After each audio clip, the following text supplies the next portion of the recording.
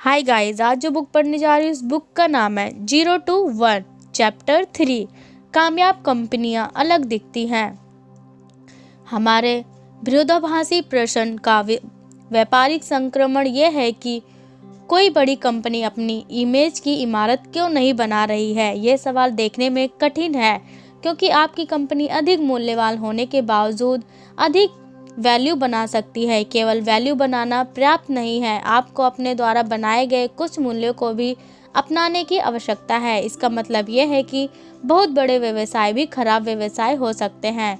उदाहरण के लिए अमेरिकी एयरलाइन कंपनियां हर साल लाखों यात्रियों की सेवा करती हैं और सैकड़ों अरब डॉलर कमाती हैं, लेकिन 2012 में जब औसत विमान किराया $178 था, तब एयरलाइंस प्रति यात्री केवल 37 सेंट की लाभ कमा रही थी। हम अगर उनकी गूगल से तुलना करें जो कम धन लेकिन लाभ अधिक कमाता है। गूगल ने 2012 में एयरलाइंस की $160 बिलियन कमाई मुकाबले $50 बिलियन कमाए, यानी अपने रेवेन्यू का 21% लाभ कमाया। एयरलाइन उद्योग का लाभ मार्जिन में 100 गुना अधिक गूगल के अकेला इतना पैसा कमाता, जो अमेरिका की सभी एयरलाइंस के संयुक्त लाभ भी 3 गुना अधिक है। एयरलाइंस एक दूसरे के साथ प्रतिस्पर्धा करते हैं, लेकिन गूगल अकेला खड़ा है। अर्थशास्त्री अंतर में समझाने के लिए 2 सरल कृति मॉडल का उपयोग करते हैं, परफेक्ट कंपटीशन और मोनोपोली। परफेक्ट कंपटीशन में को अर्थशास्त्र 101 में आदर्श और डिफ़ॉल्ट स्थिति दोनों ही माना जाता है। जब प्रतिस्पर्धा बाजार संतुलित हो जाए तब उत्पादक आपूर्ति और उपभोक्ता मांग समान होते हैं। प्रतिस्पर्धा बाजार में प्रत्येक कंपनी समान मूल्य पर अपने उत्पादों को बेचती है। चूंकि किसी फर्म के पास कोई मार्केट पावर नहीं है, इसलिए उन्हें बाजार के अनुसार निर्धारित होने वाले कीमतों पर अपना सामान बेचना होता है। यदि यहाँ पैसा बनाया जा रहा है तो कई कंपनियां बाजार में प्रवेश करेंगी, आपूर्ति में वृद्धि करेंगी, कीमतें नीचे गिराई जाएगी और इस तरह मुनाफे खत्म हो जाएंगे जो उन्हें पहले मिल रहे थे। यदि बहुत सी कंपनियां बाजार में प्रवेश करती हैं तो उन्हें नुकसान का सामना करना पड़ेगा। कुछ बंद हो जाएंगे और कुछ कीमतें निचले टिकाऊ पर स्थिर वापस आ जाएंगी।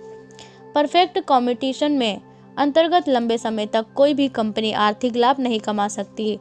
मोनोपोली परफेक्ट कंपटीशन में एकदम विपरीत है। प्रतिस्पर्धा कंपनी को अपना सामान बाजार के द्वारा निर्धारित मूल्य पर बेचना पड़ता है, लेकिन मोनोपोली बाजार का मालिक है, इसलिए वह अपनी कीमतें खुद निर्धारित करता है। चूँकि इसमें कोई प्रतिस्पर्धा नहीं है, इसलिए इसके उत्पाद की मात्रा व मूल्य तालमेल पर रहते हैं, जो इसके मुनाफे को हमेशा ज़्यादा देखते हैं। एक अर्थशास्त्री को प्रत्येक मोनोपोली एक जैसी दिखाई देती है, भले ही यह नियमों के अनुसार काम करके विवेकपूर्ण रूप से प्रतिद्वंदियों को समाप्त करता है और शिक्षक पर कहकर अपना रास्ता खुद बनाता है। इस पुस्तक में हम अवैध या सरकारी पक्षपात की बात नहीं कर रहे हैं। मोनोपोली से हमारा मतलब है कि कोई कंपनी वह सामान या सेवा प्रदान करे जिसे कोई दूसरा निकट भविष्य में उपलब्ध न करवा सके। 0 से 1 तक की जाने वाले गूगल सबसे अच्छा उदाहरण है। सर्च इंजन के क्षेत्र में साल 2000 तक दशक के आरंभ से कोई भी इसका कॉम्पिटिटर नहीं है। यह निश्चित रूप से माइक्रोसॉफ्ट और याहू से बहुत अलग है। अमेरिका ने समाजवादी सोच से हमें बचाने के साथ साथ प्रतिस्पर्धा का मिथक दिया। असल में पूंजीवाद और प्रतिस्पर्धा इससे विपरीत है। पूंजीवादी पूंजी के संचय पर आधारित है, लेकिन पूर्ण प्रतिस्पर्धा के सहज सभी मुनाफे निम्न हो जाती हैं। बुद्धिमानों के लिए सबक स्पष्ट है। यदि आप स्थायी मूल्यवान व्यवसाय बनाना चाहते हैं तो पहले से ही परिभाषित कमोडिटी व्यवसाय न बनाएं। वास्तव में दुनिया कितनी मोनोपोलिटिक्स है, वास्तव में कितनी कॉम्पिटिटिव है, ये कहना मुश्किल है, क्योंकि इन मामलों में हमारी आम सोच उलझन भरी है। बाहर से देखने वाले को सभी व्यवसाय समान दिखाई दे सकते हैं, इसलिए उनके बीच केवल छोटे अंतर को समझना आसान है, लेकिन वास्तविकता उससे कहीं अधिक दुर्धर्ष है। सही प्रतिस्पर्धा और एकाधिकार के बीच एक बड़ा अंतर है और अधिकांश व्यवसाय आमतौर पर किसी एक के ज़्यादा करीब होते हैं जो आमतौर पर महसूस करते हैं।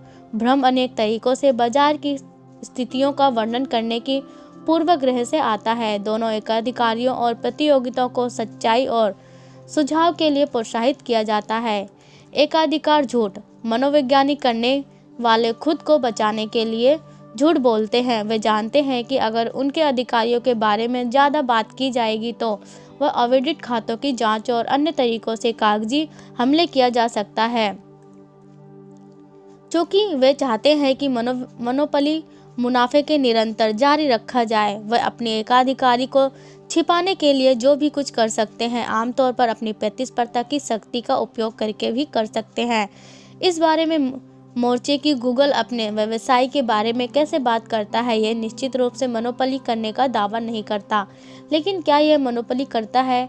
खैर, यह निर्भर करता है। मोनोपोली में गूगल मुख्य रूप से एक खर्च इंजन है। 2014 मई में 2014 तक इसका याहू का मोर्च मार्केट शेयर क्रम 19% और 10% था। यदि आपको यह प्राप्त प्रभावशाली नहीं लगता है तो तथ्य पर विचार करिए कि गूगल शब्द का एक प्रक्रिया के रूप में ऑक्सफोर्ड अंग्रेजी शब्दकोश में आधिकारिक रूप से शामिल हो गया है। बिंग साथ ही यही होने जा रहा है। लेकिन मान लें कि हम कहते हैं कि गूगल मुख्य रूप से विज्ञापन कंपनी है, इससे चीज़ों में बदलाव आ जाएगा। यूएस सर्च इंजन विज्ञापन बाजार सालाना $17 बिलियन का है। ऑनलाइन विज्ञापन $37 बिलियन सालाना का है। पूरा यूएस विज्ञापन बाजार $150 बिलियन का है और वैश्विक विज्ञापन $4095 बिलियन का है। तो अगर गूगल ने पूरी तरह से यूएस सर्च इंजन विज्ञापन का एकाधिकार किया है तो यह वैश्विक विज्ञापन बाजार का सिर्फ 3.4% होगा। इस प्रकार से गूगल मिश्रित प्रतिस्पर्धा में एक छोटे से खिलाड़ी की तरह दिखाई देगा। क्या होगा यदि हम गूगल को एक प्रौद्योगिकी कंपनी के रूप में देखें?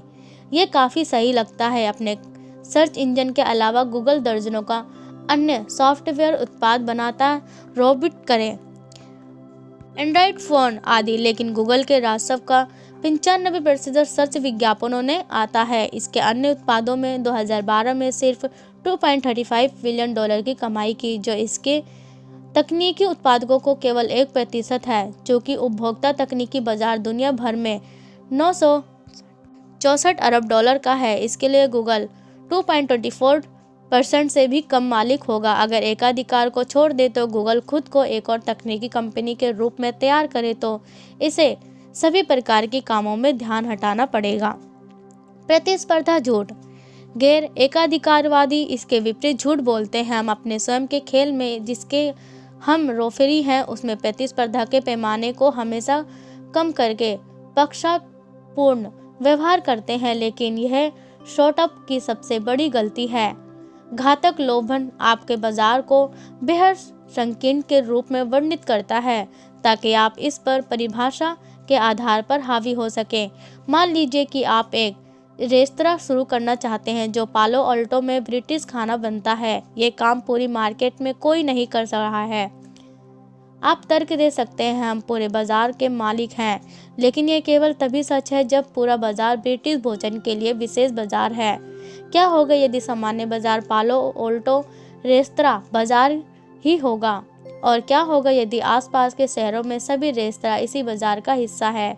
ये कठिन प्रश्न है, लेकिन बड़ी समस्या यह है कि आपको इसकी कोई आवश्यकता नहीं है कि आप सभी से यही प्रश्न पूछें। जब आप सुनते हैं कि अधिकतर नए रेस्तरां 1-2 वर्षों में फेल होकर बंद हो जाते हैं तो आपके मन में एक विचार आता है कि आपका रेस्तरां औरों से कैसे अलग है। आप लोगों को ये समझाने का प्रयास करेंगे कि आप इन सब से कैसे अलग हैं और ये आपके साथ नहीं होने वाला।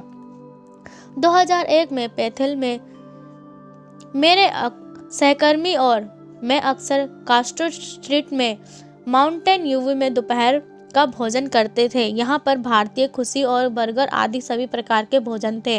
इस रेस्तरां में उत्तर भारतीय और दक्षिण भारतीय जैसे भोजन की श्रेणियाँ भी थी। यहाँ पर रेस्तरां में सस्ता और महंगा सभी प्रकार के भोजन विकल्प थे। प्रतिस्पर्धा स्थानीय रेस्तरां बाजार विपरीत पेपल उस पर दुनिया के एकमात्र ईमेल आधारित पेमेंट करती थी। हमने कास्ट्रो स्ट्रीट के रेस्तरां की तुलना में कम लोगों को नौकरियों पर रखा था, लेकिन हमारा व्यवसाय उन सभी रेस्तराओं की तुलना में अधिक कमाता था। एक नया दक्षिण भारतीय रेस्तरां शुरू करना पैसा बनाने का मुश्किल तरीका है। यदि आप प्रतिस्पर्धा वास्तविकता को देखते हैं और छोटे छोटे कारणों पर ध्यान केंद्रित करते हैं तो शायद आपका व्यवसाय बन रहने की संभावना कहीं नहीं बराबर होगी। रचनात्मक उद्योग भी इसी तरह से काम करता है। कोई पटकथा लेखक यह स्वीकार नहीं करना चाहता कि उसकी नई फिल्म की स्क्रिप्ट पहले से ही कहीं और लिखी जा चुकी है। इसके बजाय नई पिच यह है कि फिल्म पूरी तरह से नए तरीकों से विभिन्न रोचनात्मक कारणों से भरी हुई है। ये सच भी हो सकता है। गैर एकाधिकारवादी अपने बाजार को विभिन्न छोटे छोटे बाजारों के रूप में परिभाषित करके अपने सीक्रेट को बनाने में अति करते हैं। इसके विपरीत अधिकारवादी अपने बाजार को कई बड़े बाजारों को संघ के रूप में तैयार करने में एकाधिकार को छिपाते हैं। एक एकाधिकारवादी संघ की कहानी वास्तव में कैसी दिखती है? साल 2011 में कांग्रेस सुनवाई में गूगल चेयरमैन एरिक स्मिथ के गवाही के एक बयान पर विचार करें। हम एक बेहद प्रतिस्पर्धा माहौल में काम करते हैं जिसमें जानकारी पाने के लिए उपभोक्ता के पास कई तरह के विकल्प मौजूद हैं। पीआर से अनुवादित सादी भाषा में, गूगल एक बड़े तालाब में एक छोटी मछली। हमें किसी भी समय पूरी तरह से निगल लिया जा सकता है। हम वह मोनोपोली नहीं है जिसे सरकार ढूंढ रही है। क्रूर लोग। प्रतिस्पर्धा व्यवसाय के साथ समस्या मुनाफे की कमी से भी परे है। कल्पना कीजिए कि आप माउंटेन व्यू के उस रेस्तरां को चला रहे हैं। आप अपने दर्जों प्रतिस्पर्धाओं से अलग नहीं हैं, इसलिए आपको खड़े रहने के लिए कड़ी मेहनत करनी है। यदि आप कम मार्जिन के साथ अच्छा भोजन देते हैं तो आप शायद कर्मचारियों को सैलरी का भुगतान भी न कर सकें और आपको अपनी दूसरी ताकत लगाने की आवश्यकता होगी। यही कारण है कि छोटे रेस्तरां ने दादी को रजिस्टर के में काम करने वाले बच्चों को बर्तन धोने के लिए रखा हुआ है। रेस्टोरेंट सबसे ऊंचे रेटिंग वाले पायदान पर भी बेहतर फॉर्म नहीं कर पाते, जहां मिशेलिन के स्टार सिस्टम जैसी समीक्षा और रेटिंग व तेजी कंपटीशन की संस्कृति माहौल को बनाएगा। फ्रांसीसी शेफ 3 मिशेलिन स्टार के विजेता बर्नार्ड लोइसाऊ को यह कहते हुए लिखा था कि यदि मैं एक स्टार भी खो देता हूं तो मैं आत्महत्या कर लूँगा। मिशेलिन ने अपनी रेटिंग बरकरार रखी, लेकिन 2003 में लोइजो ने खुद को मार डाला जब एक प्रतिस्पर्धा फ्रांसीसी डाइनिंग गाइड ने उनके स्तरों को डाउनलोड किया। प्रतिस्पर्धा परिस्थिति कृत्रिम तंत्र लोगों के क्रूरता करने में मौत को गले लगाने की ओर धकेल देता है। गूगल की मोनोपोली अलग तरह की है, चूंकि इसे किसी के साथ प्रतिस्पर्धा करने की चिंता करने की आवश्यकता नहीं है, इसलिए इसके कर्मचारियों इसके उत्पादों पर पूरी दुनिया पर इसके प्रभाव की देखभाल करने के लिए व्यावसायिक तरीके से है। गूगल का आदर्श वाक्य, बुरा मत मानो, यह एक ब्रांडिंग चाल है या यूं कहें कि यह व्यवसाय है जो नैतिकता व अपने अस्तित्व को खतरे में डालकर सफल रहा है।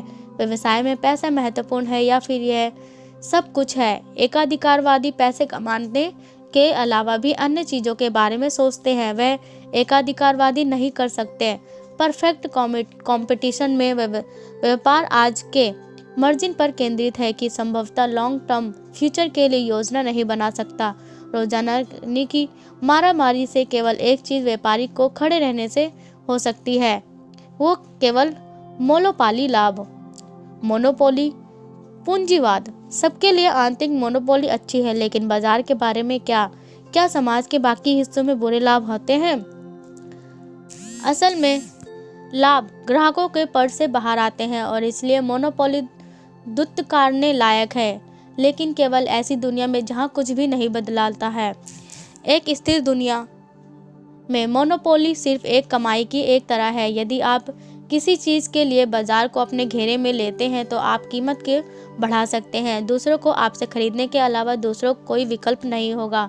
मशहूर बोर्ड गेम के बारे में सोचें। खिलाड़ियों के आसपास घूमते हैं, लेकिन बोर्ड कभी नहीं बदलता। एक बेहतर प्रकार के रियल एस्टेट की खोज करके जीतने को तरीका नहीं है। गुणों के मूल्य पर सत्य तय किए जाते हैं, लेकिन आप उन्हें अपनाने की कोशिश कर सकते हैं। लेकिन जिस तरह दुनिया में हम रहते हैं वह गतिशील है। नई और बेहतर चीज़ों का आविष्कार करना संभव है। क्रिएटिव एकाधिकारवादी दुनिया में नई खोजों के द्वारा ग्राहकों को अधिक विकल्प देते हैं। क्रिएटिव अधिकारी समाज के बाकी हिस्सों के लिए ही नहीं बल्कि वे इसे बेहतर बनाने के लिए एक शक्तिशाली इंजन का काम करते हैं। यहाँ तक कि सरकार ये भी जानती है कि कारण कि इसके विभागों में से नई आविष्कारों को पेटेंट देकर अधिकार बनाने के लिए कड़ी मेहनत करता है। दूसरा, उनकी अविश्वसनीय मामलों पर मुकदमा चलाकर स्वीकार करता है। यहाँ पूछना संभव है कि किसी को भी मोबाइल सॉफ्टवेयर डिजाइन की तरह कुछ सोचने के लिए वास्तव में कानूनी रूप से लागू करने योग्य अधिकार से सम्मानित किया जाना चाहिए।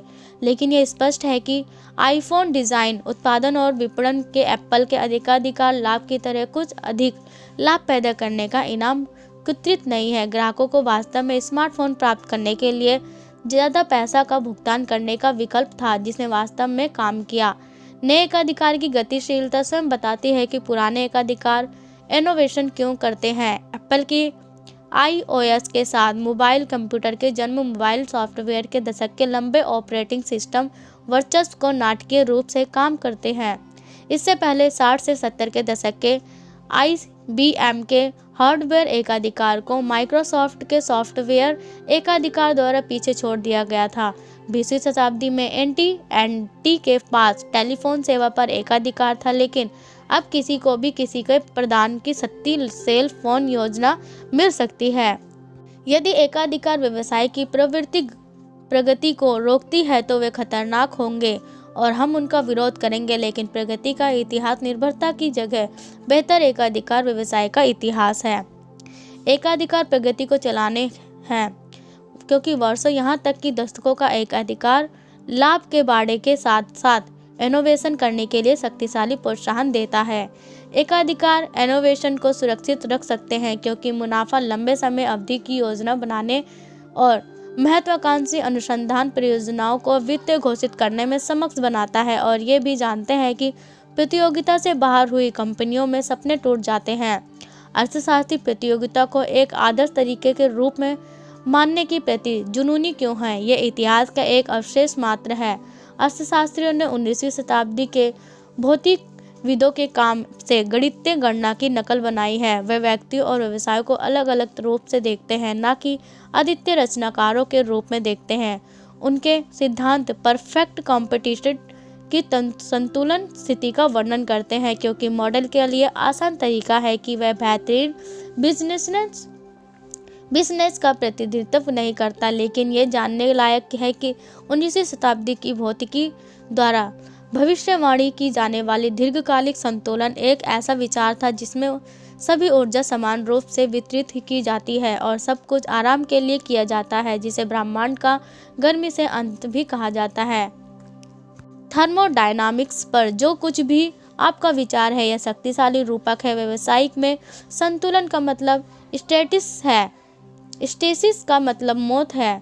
यदि आपका उद्योग प्रतिस्पर्धी संतुलन में है, आपको व्यापार के अंत में दुनिया में कोई फर्क नहीं पड़ने वाला। कुछ न अनिवार्य प्रतियोगिता हमेशा आपकी जगह लेने के लिए तैयार होंगे। सही संतुलन उस शून्य का वर्णन कर सकता है जो अधिकांश ब्रह्मांड है। ये कई व्यवसाय को भी चित्रित कर सकता है, लेकिन हर नई रचना का खोज संतुलन से दूर होती है। आर्थिक सिद्धांत के बाहर वास्तविक दुनिया में हर व्यवसाय वास्तव में इस हद तक मसल होता है कि वह कुछ अलग नहीं कर सकता। एकाधिकार भी अपवाद नहीं है, मोनोपोली हर सफल व्यवसाय में है।